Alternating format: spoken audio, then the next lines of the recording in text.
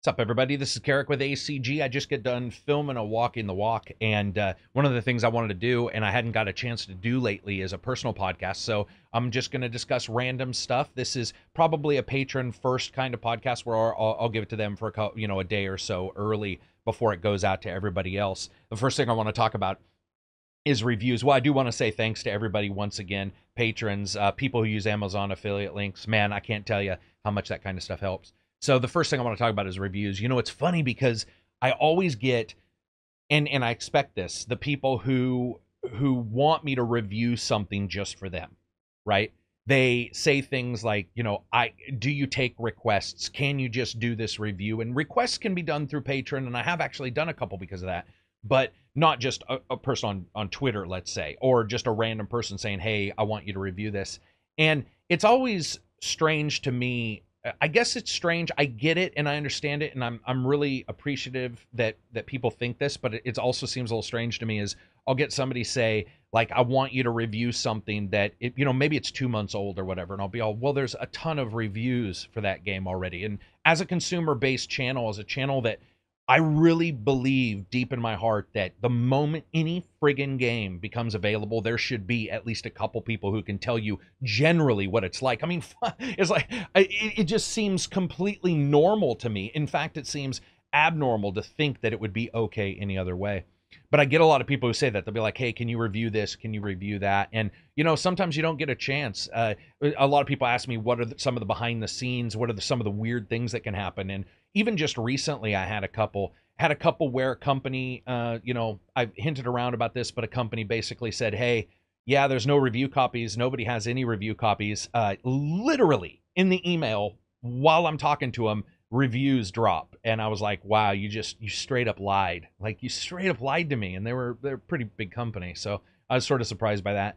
But other weird things that can happen is a game just won't work. And you can decide, do you want to review it? It's different than a game-breaking bug, which I would still review.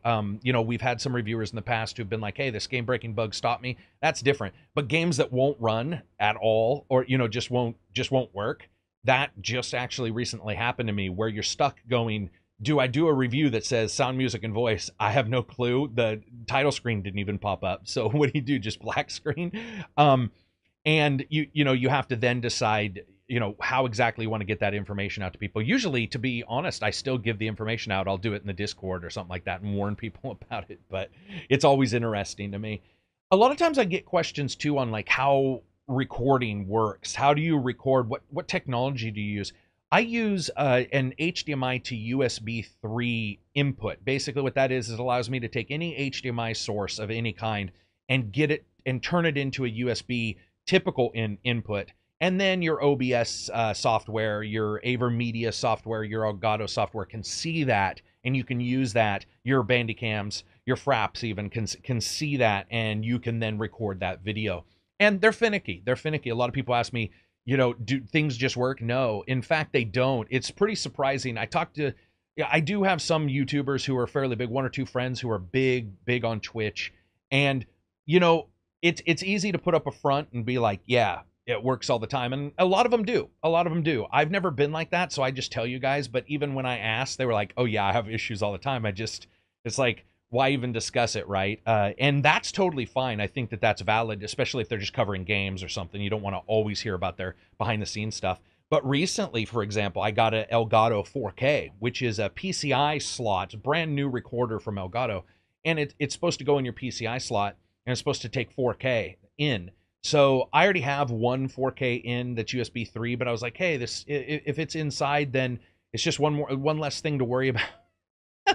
I never say that out loud. One less thing to worry about. Holy crap, did it not work? And it failed on every car or on every cable. I use various different cables of different lengths depending on where I'm recording, what I'm doing. And this thing, unless it was 10 feet or under, and it was, the biggest, thickest gauge HDMI. And, with HDMI cables, you never quite know, because sometimes a great company can make cables that just don't work so well in that batch, or they were damaged on the way there and, crimped, stepped on. These can all sort of make HDMI lose a little bit of that signal strength. And sometimes just, when it comes to the fab process, maybe the ends aren't crimped exactly correctly. Who knows, right? There's so many different variations. But that thing failed on every one of them. I mean, it was like the $99 option I had versus whatever that was, $3.99. I'm returning it. And the $99 option worked, and that didn't. And I was just like, damn, changed it around, moved it to a couple computers, same thing.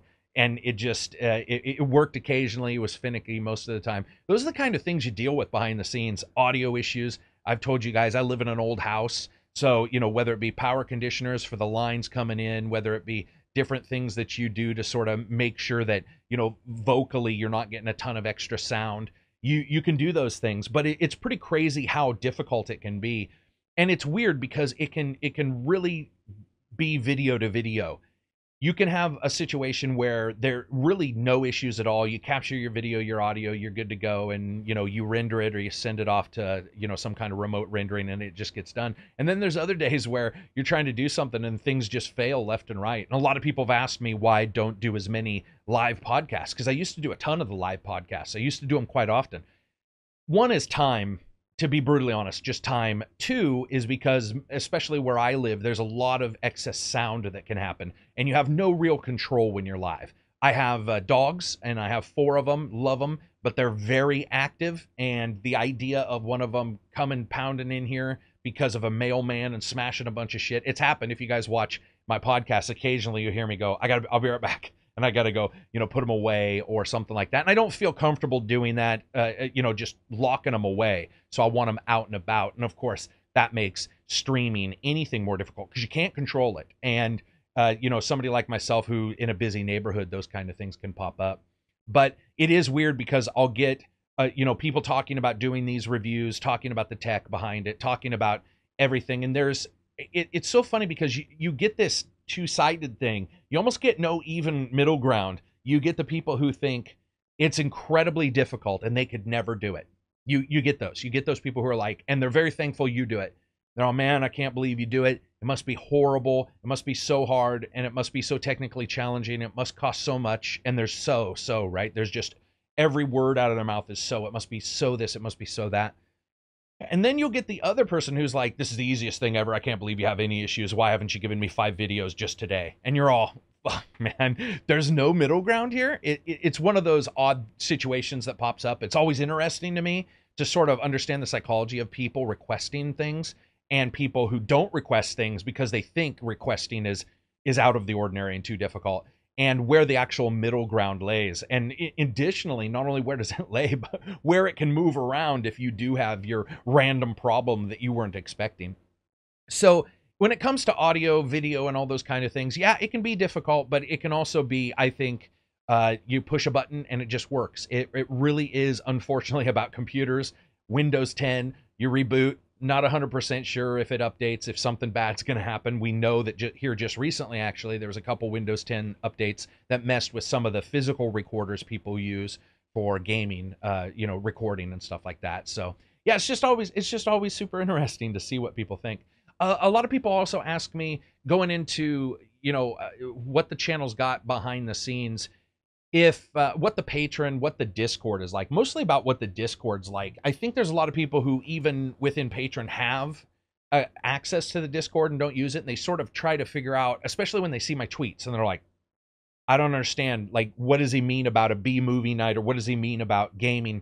If you think about Discord sort of as an instant YouTube, that's the easiest way to think about it. Instant YouTube comments. And moderated somewhat, so it doesn't go completely nuts and people aren't just saying terrible things. But it is patrons too. A lot of people put their money where their mouth is, so they're a little less apt to just blow hard in there. But what it is it's just a continually run open chat room where people can do things. And over time, we've created different rooms for different things that people may want to do. Tabletop Simulator is one that's huge, and this is a game where if you told me that people would buy an analog version of a game, like it, and then buy the digital version and play the digital version more, I'd be like, what the fuck are you talking about? I mean, maybe with a talisman or something like that, occasionally I'll play it digitally if I really want to. But if I had a chance, right? If I have a chance and have a choice, I'll pick the physical version. But what's funny with Tabletop Simulator is it's cheap, it's not that expensive, and it has so many games, and games are really expensive right now. As somebody who likes Fantasy Flight, I can't buy them. They're $79 or something like that. I mean, I could, but I would be using money I think that could be used for gaming, and also that's expensive to me. That's insanely expensive for what you get. And so what happens with Tabletop Simulator is there's a little chat room in Discord, people jump in, boom, and they start talking, and they're like, "Hey, let's go do tabletop on let's go do virtual tabletop. Let's put a voice chat in Discord and let's yak and see how it works." And it's great too because there's a lot of people who a lot of the games that I've played, I've been able to say, "Oh, I like this board game. I like this game." Total Biscuit, when he was on our channel and I was on his, we talked a little bit about board games. Big into board games, big into those kind of games, and it's fun. That social element is fun. And while in Discord, I would like to see faces with all these people, and I'm sure you could set something up within Discord now because they have the video. We do just audio, but it is fun to just sit down and play some of the games that I just don't really think we would play if the Discord wasn't there. I don't think it would be easy to put together. And that's the thing, B-movie night. We just sit down and we watch something terrible. We'll probably watch Star Trek Discovery, and I know some people right now are like, what? That's amazing. I would have to disagree completely. But it's awesomely bad. And so what we'll do is we'll all sit down in the Discord, vocal chat, as well as a text chat, and we'll just watch it and talk like normal people would while watching a show. So it doesn't mean that everybody's talking 24/7. Certainly not me. I know some people are like, damn, that would suck. I wouldn't hear anything. No, most of the time, most people aren't talking, but we do a lot of movie summaries, which are great discussions, where after it, we'll talk about the different parts we liked or disliked. And it becomes a little bit like the podcasts you see for movie podcasts or TV show podcasts. I think there's one called, what is that, like Talking with the Dead or Talking the Dead or something for for The Walking Dead. And that's sort of the way that channel works in Discord and some of the stuff that we've done. Discord, I have some issues certainly with how it runs and how some things work for the people using it. But overall, I have to say, it's just one of those places where the community, to see people go in and go, man, this community is fantastic. Like, these people are so fun. I think there's a privacy there that's nice, too. I have a Reddit, and people certainly feel free to go there because we talk there, too. But when you go to a Reddit, you know that when you post, for the most part, everybody's going to see it, right? And so there's sometimes a little bit more thought into not posting at all, I think, from some people. They don't know if they really want what they're saying out there because maybe they feel stupid. Maybe they want to talk about a game, but they don't really know if they know what they're talking about, so they won't say anything. And that's one of the great equalizers, I think, when it comes to, or not great equalizers, but great penalizers, really, when it comes to using any kind of open forum at all, which I belong to a couple. But with Discord, they know that they're in there with patrons and they can just talk and they can ask questions. And we were laughing a couple days ago because I was like, okay, occasionally it gets, negative when somebody brings something up and everybody's like, but loot boxes. That's the new thing, right? Everybody's like, but no matter what you're talking about, it's like, I got a new fridge yesterday. Yeah, but it have loot boxes? That kind of thing. But over time, it's just been one of those fantastic elements that I don't know if I would even enjoy the channel a tenth as much if I didn't have the Discord. And we didn't have that ability to jump in there and that ability to sort of discuss things back and forth and sort of see what we think about games, and a safe place for people to sort of discuss something that maybe they are just really nervous about writing about. We had somebody just a couple days ago was like, listen, I don't know what I'm talking about when it comes to HDR, but I got to ask this question. And the question would have probably, just being honest, on YouTube got them some stupid comments, some people like calling them dumb or saying go read or whatever, who knows. And here, it was just a lot of people helping out with the discussions. So bravo to them too. That's not, I'm only in there 1/10 of the time. 9/10 of the time, it's just really good people in the Discord, all trying to sort of help each other have a good time. Even help me have a good time. If I come in and I'm like, fuck, they'll be like, don't worry about it, man.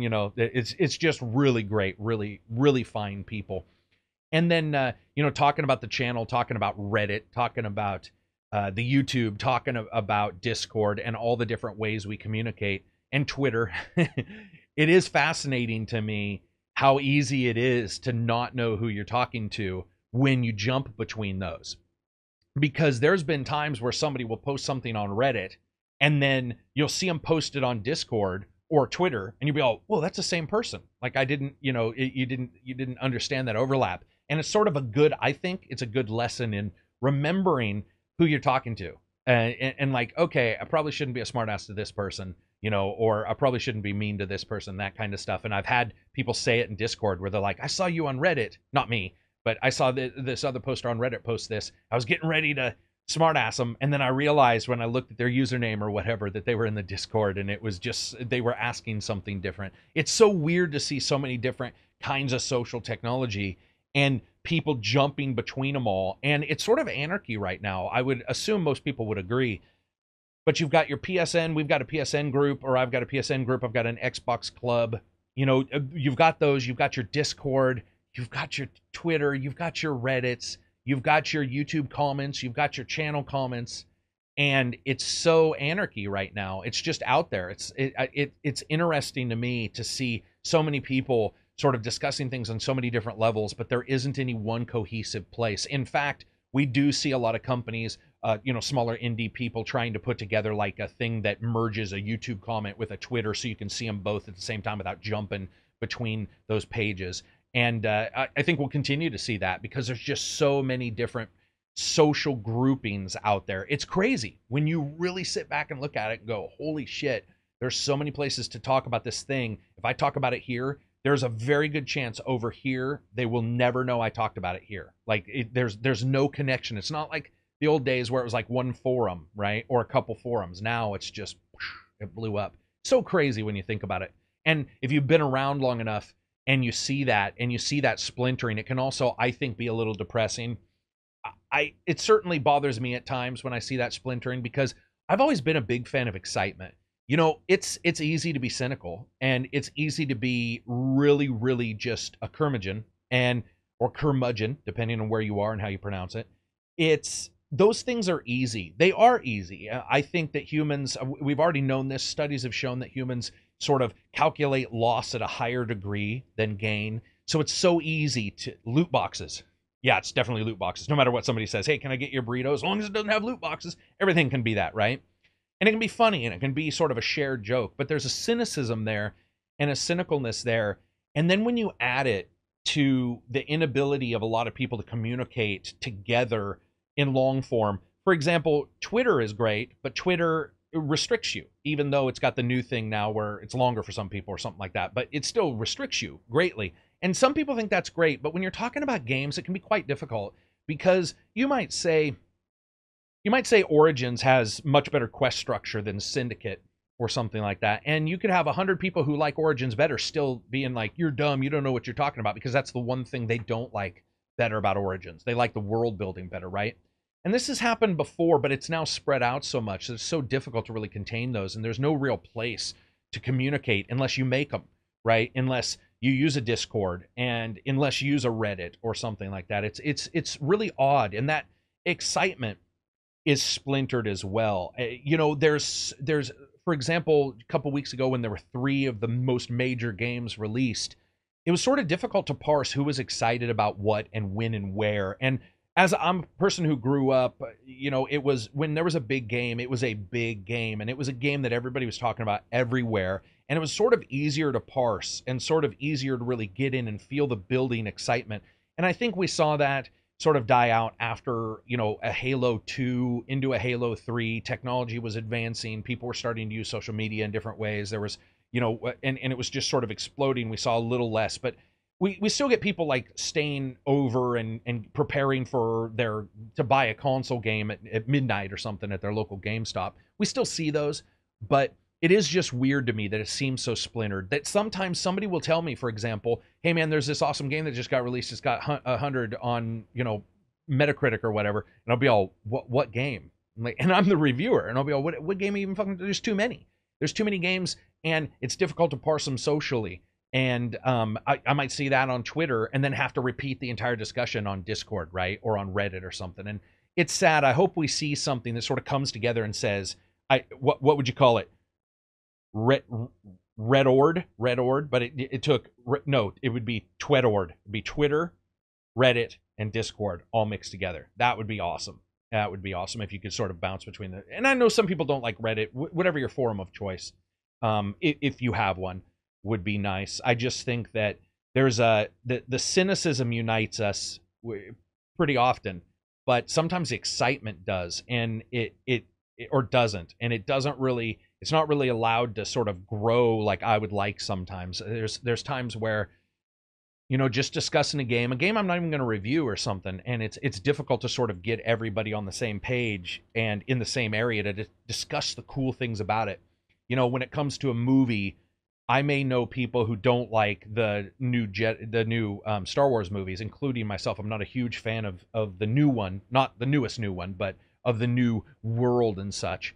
And yet it's easier to find conversation about it that can be depthy and can be interesting. It's just an odd time for all of us to be around.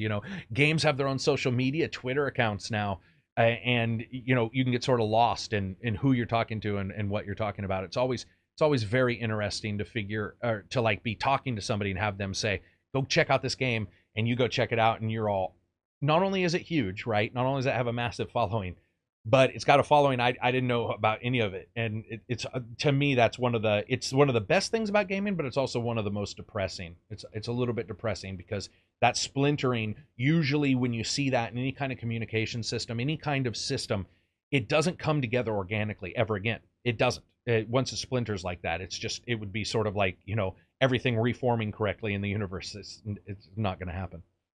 So, and talking about just overall about games, what I'm excited for 2018, I'll tell you, I'm excited for Star Citizen after seeing 3.0, and I'm assuming I'm just guessing that we won't see anything in 2018, whether it be single or multiplayer being released that's like a full thing, right? What I finally got to see on 3.0, the patch that people, a couple days ago finally started showing their video of, that's one place where my excitement is there. It's easy to say, oh, they do this and they do that, and it's just a money sink or what have you. But to see people actually playing the game, and maybe it's just because I've been around long enough to see a game in alpha, or to see a game in beta, or to see a game in test, and to see somebody jumping between vessels and doing this and doing that. There's this moment where I was watching it a couple days ago, and I had been I'm interested in it.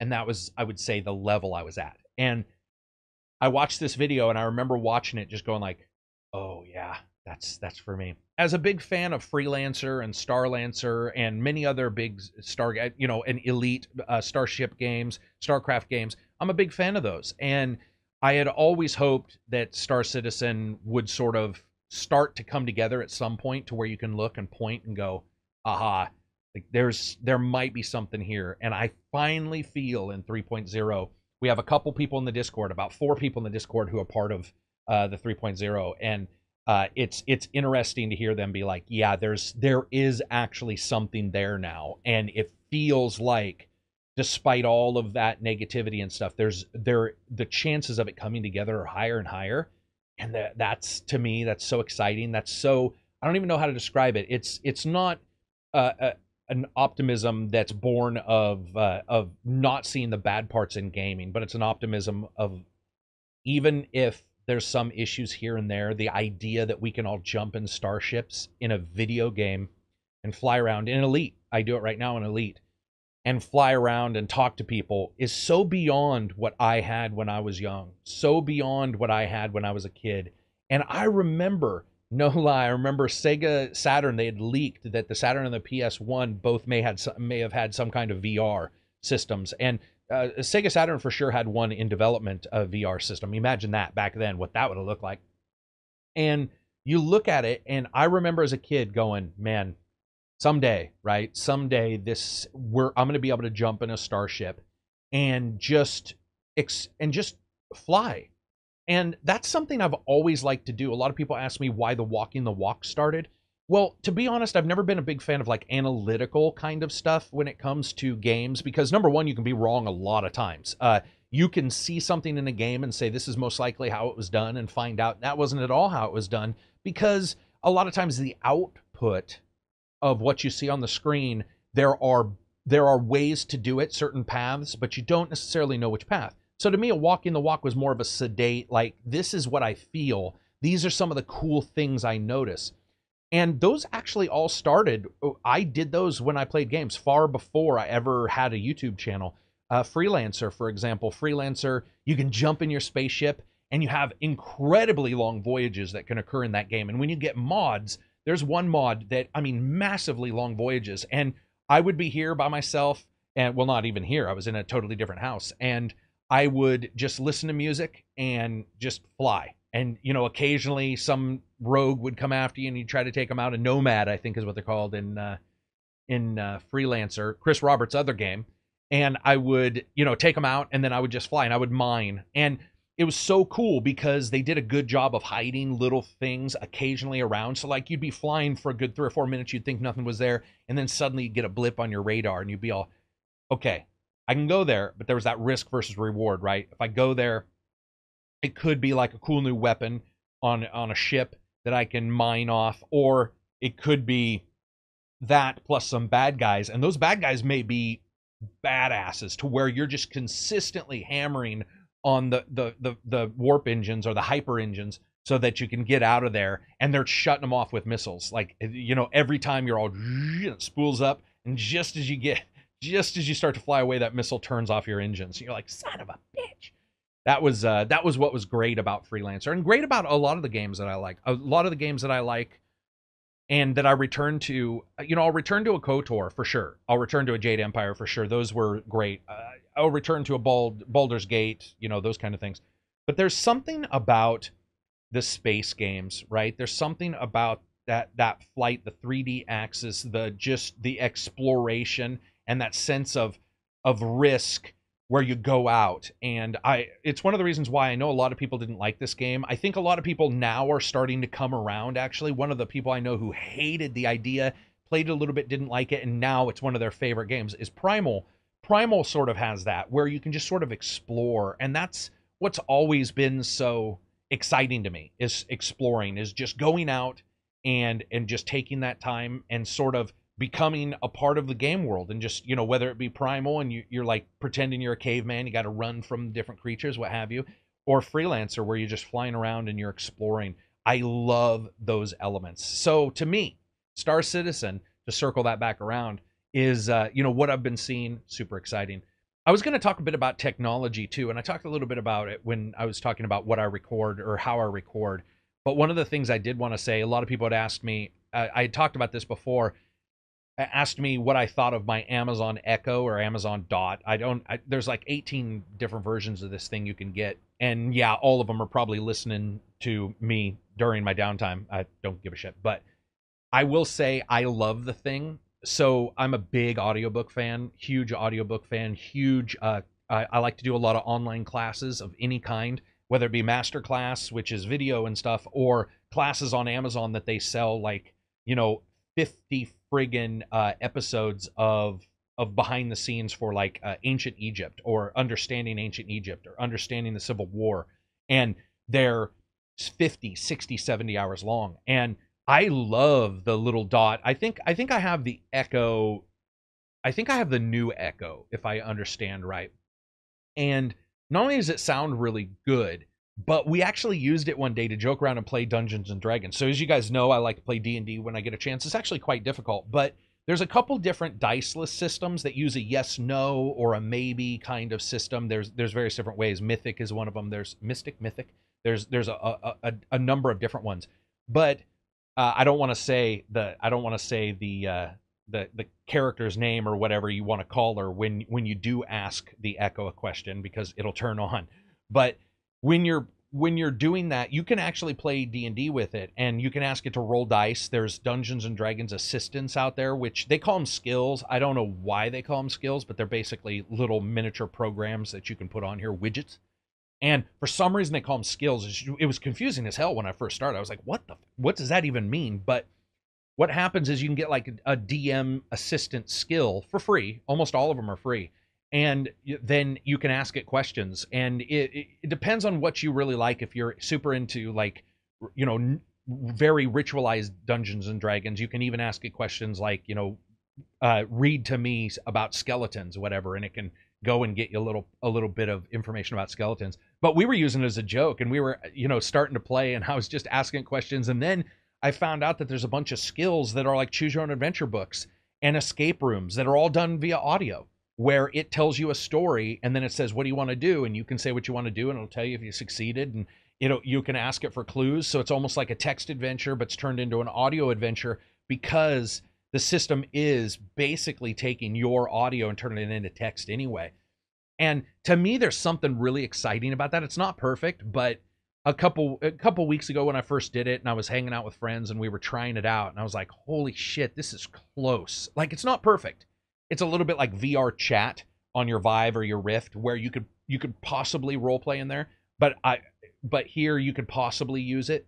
But I was sitting there going, man, we are not too far away. And the fact that somebody can write their own skill for the Echo, write their own program quite easily, who knows what we're going to see in the future when it comes to like adventures and different things you can do. And a lot of people I talk to on Patreon and on Twitter will, they admit that they're alone a lot. And it's one of the reasons why I did the holiday stream last year, and I'll do one this year as well, because I know what it's like to be, there's no family around, what have you, and you're by yourself. And it was funny because I was sitting here trying these, sort of things out, trying these, and just going, man, this is perfect, even though I think it's $29 for the cheapest one, so it's not that expensive.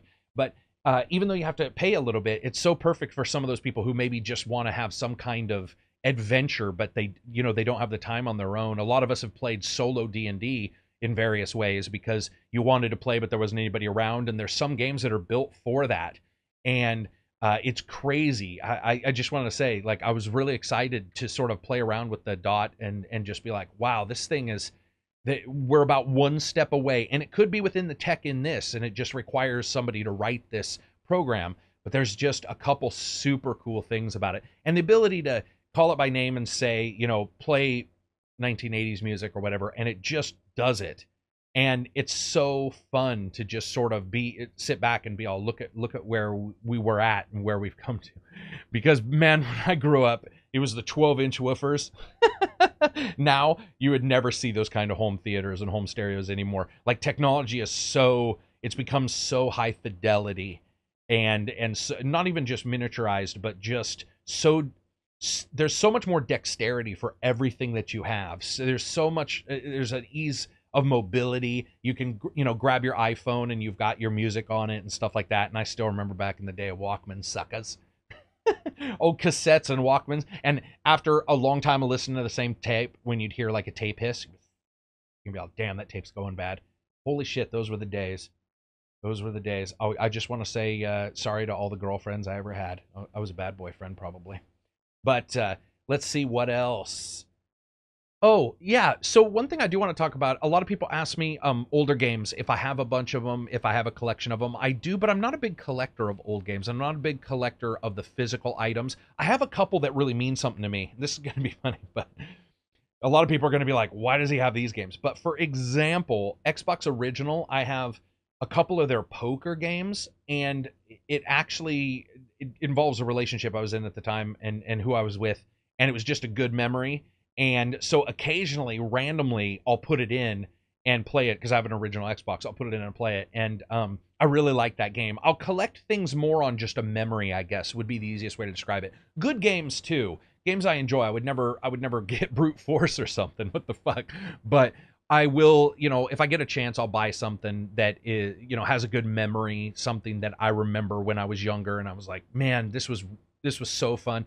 Xbox Original had some really good Need for Speed games. So I was a big fan of those. Chaos Urban Response, I've got that. Dreamcast, I've got a number of games. Sega Saturn, I've got a couple. Sega Knights, probably one of my favorite games of all time. I still play on the Saturn versus everywhere else. I just really adore that game. But I'm not a big collector. I think that's great for everybody else. But about once every 2 or 3 years, I disperse of what I can. I do collect, I use them too, but airsoft guns, that kind of thing. But over time, whenever it becomes like digital, I'll move to digital if I can. I won't hold on to the discs. I don't feel that kind of, I don't know even how people would describe it, but I don't feel that connection to a physical item for the most part. I just sort of move on. I also wanted to talk, I get asked this all the time. Why do I like Lego games? I got to answer this. The reason why I think I like Lego games so much is because I know I know that people aren't going to understand the similarities right away, but Gauntlet's probably one of my favorite games of all time. Uh, Gauntlet is probably, I would say, top 5 for sure, but probably top 3 of my favorite games of all time. Whichever Gauntlet you're talking about. There were a couple bad ones. Dreamcast had a bad one or two, and this recent one that was on PC 2 years ago, I wasn't a huge fan of. But Gauntlet, to me, and that style of gameplay, running around, smashing the shit out of stuff with friends, the elf is about to die, that kind of stuff. I love it. I love it. And to me, Lego does that. Sometimes they're not co-op, which sort of pisses me off. There's, depends on the one. I think that one's City Underground. No, maybe that is co-op. There's one or two that wasn't. I remember being surprised by it. But overall, the ability to jump in there with a friend and just smash some shit is so great. And Lego, they just continually improve. Back in the day, I wasn't a big fan when they had you guys understand this probably. It didn't have voice. And it would, I think it was mostly silent, if I remember. It might even have done the wah wah sound, I can't remember. But a long time ago, when there wasn't much voice in them, I wasn't that interested in them. Once they started doing voices, I really started to gravitate towards them and felt a kinship with those compared to Gauntlet. Gauntlet was, when I grew up, man, that was the shit. I still remember walking into a 7-Eleven. I was working on basically the bayfront in my old hometown. I was working at a fish plant of all things. And there was a 7-Eleven there, and it was on break, and I was going in to get like a Mountain Dew or something like that. And in the corner was Gauntlet. I don't remember the other game. It wasn't a shooter, but I remember. Oh no, it wasn't Spy Hunter. I can't remember, but it was Gauntlet for sure. And I remember looking at it and going, that looks pretty fun. And it had been out for a while, but I was like, that, I didn't know that at the time, and I was like, that looks pretty fun. I'll check it out. And holy shit, man! And what was great about Gauntlet is the more people you added, the better it got. I don't think a lot of people remember that in the past, co-op was sort of not a thing. And when you would do co-op, sometimes it sort of sucked. Technically, graphically, it would suck. You'd get pixel scroll, you'd get all these weird things. And so overall, many times you were sort of playing and somebody was watching. And when you did do co-op, sometimes it wasn't even co-op. It was just a multiplayer on the same screen, attacking each other, that kind of thing. And the co-op experiences weren't perfect. Gauntlet was probably the first one that I can tell you, I remember the more people jumped into that, the better it got. And the fact that later on, because I don't think the first one did this, but I could be wrong, where you could pick all wizards and just change the color. So it'd be like red wizard, blue wizard, yellow. Oh my God, that was awesome. There was something about that added flexibility and being like, let's do this. All of us are elves. Let's do this. All of us are warriors. All of us are mages. And the ability to jump in there. Gauntlet was so fun to me. And it also sort of took some things from you and from your past gaming and made it a part of the game that I just never expected. When it said the elf is about to die, how many times prior to that had I been about to die and you're trying to say it and you're getting killed? You're concentrating so hard that you die before you can tell somebody, I need help, whatever. And the fact that it did it for you, and it was like, the elf is about to die, or the warrior's about to die, and you're all, wait, what? I'll go help you. It was so cool and such a unique element. You guys will notice a lot of the things that I talk about, if you parse them out, you'll find out that a lot of them have voice involved, strangely enough. One of my favorite games of all time, Sega Genesis, was Sonic, when the people sang Sega at the starting of Sonic the Hedgehog. 8-bit Master System, Sonic or Space Harrier, when he died, and be like, get ready. As I told you guys, it was more like, rah, rah, rah, rah. And they had the subtitles, but a lot of them involve voice. A lot of them involve that, I think, because it removed a little bit of the antisocial feeling. So I was always very social anyway. And so when I did games, it's going to sound weird, it felt even a little bit more alone at times, because unless your friend was over, which we did a lot with couch co-op, there was a lot of times where you're like, oh, there's really nothing. But it's funny having somebody be like, get ready, and you're all, I am ready, suckers. And you were just like, let's do this, level 18. And you would keep playing. I think that's probably why. I was always so impressed when a game did voice or did really good music. And to hear that and just be like, whoa, this is crazy. I still remember Sports Talk Football. And the first time I put in Sports Talk Football, and they're like, he's on the 1st and 10.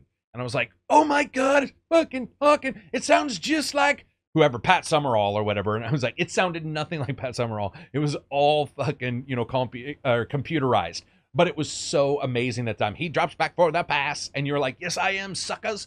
And there was such a cool feeling to that. Such a cool feeling to hear it, right? To hear it being said. And there wasn't that sort of aura of silence that existed around so many games, whether it was their soundtrack or just nothing. That was pretty much all you had, soundtrack or nothing, right? And so the ability to sort of hear that feedback, and yeah, sports talk was, man, it was so amazing to hear that, just talking. He drops back for the pass, 1st and 10, and you were like, yeah, it is 1st and 10, suckers. Everything in this game is real. Of course, that probably started the age-old "this looks real" comment that we all have said multiple times. Doesn't matter what generation we were in. You'd be playing a game, and you'd be like, "This looks real." Bard's Tale, FIFA Fate. This looks real. And then you'd play the next, generation, and be like, "This looks real." And then the next generation, that looks real. And each time it sort of goes up and up. Now it's funny because I notice or don't think things look real more than I was when I was younger. And not, I would say into my 20s, where I would still look at a game and be like, man, that looks real. And now I'm just all, looks good. But we're getting that uncanny valley. We're getting to that point where things look so good that it's the gulf between realism and whatever you're seeing on the screen is even more noticeable, right? There is no imagination filler. And that's what's weird when you look at games now, is the less imagination is used. This is my personal belief. The less imagination is used, the less leeway gamers give it now. And I think that that's probably par for the course and probably expected, but it certainly is unusual feeling at times, because sometimes you think, well, this doesn't do a lot. Why would people like it? But then you realize that it's sort of hearkening back to those ancient days where your imagination filled in some pretty serious gaps. I don't know about you guys, but I've gone back and played some games and been like, this game looked my God, it looks terrible, or this game was so fun and played so well, and then you're trying to control it, and you're all, this game controls terribly. I just found that out with a couple games a couple days ago, and I tweeted Mr. Matty about it, and he tweeted back, and he's like, Rare Replay did that for him. And I was like, oh shit, that's a good example of a series of titles, some good, some bad, where you would go back and be like, damn it. But so anyway, that's it for me. I said it was short. That's like, what is that, 42 minutes? Not necessarily short, just a little bit about what's going on here. I've got a bunch more to cover, but I'll cover it in a different video in the next couple days. I'm going to go and take care of my animals, take care of my doggy dogs. But I just want to say thanks to everybody, man. Like I said at the starting of the video, like I said at the last video, Patreon and Amazon affiliates, dude, I don't even know what to say. I cannot thank you guys enough. You help the channel go, but you also allow for things like this. I've had people get mad because the podcast isn't always posted, and that's true. Podcast doesn't always happen either. It's something that I've wanted to continue, because sometimes I say things like, well, the podcast is only here because of patrons, and sometimes I'll have a patron be like, you didn't do a podcast. It's technical. We have that Friday set aside. I don't know if we've missed one on purpose in a long time, but we've certainly not been able to post it due to technical issues. But when it comes to patrons, when it comes to people who spread the word just on Twitter, you guys don't understand. You're the ones who allow for a video like this to be done, because especially with YouTube, this will be demonetized, I bet you. I don't know if I cussed, but it'll be demonetized quite quickly. Everything I do is demonetized. And yet it depends on when it gets demonetized and how many views it will get, to sort of depend on if it was not worthwhile making, because I'll make them regardless. But in a way you could say worthwhile, but a review will have a long tail for views. It'll just get more views than a podcast, get more views than a behind the scenes for this, because a lot of people are like, I don't fucking care about this dude. Like, I just like his dick jokes or whatever. And so it is you guys who allow for me to have the flexibility at times. I don't want to promise too much, but the flexibility at times to sit back and be all, you know what, I'm just going to hit record and I'm going to yak, because I'm not worried about 10 other things. Or even if I am worried, at least I know, that people have my back in this way or that way. So I want to say I appreciate it. I'm glad you got mine. I've got yours when it comes to games and telling you if they're good or bad without any kind of sponsorship, which can suck, let me tell you, compared to others. I talked to somebody who was getting sponsors, and I was all, I'm sorry, they pay you what for what? And I was like, damn, man. But I'll never change it. I'll never change it. It's one of the things that I think a lot of people there's a lot of people would probably be okay with it, but at least right for now, I'm not. Unless it was a sponsor that had nothing to do with games. Like, it was like, Depends undergarments for men. I'd be all, hell yeah, I'll fucking sponsor those. I'll use them for my 24-hour live stream, but not game stuff. So anyway, that's it for me. I hope you guys liked your weekend, or liked this video, and I hope you guys enjoy the rest of your weekend, because it's Sunday night right now. I don't know if I'll get this up tonight, though. Enjoy the rest of your week if I don't. Peace out.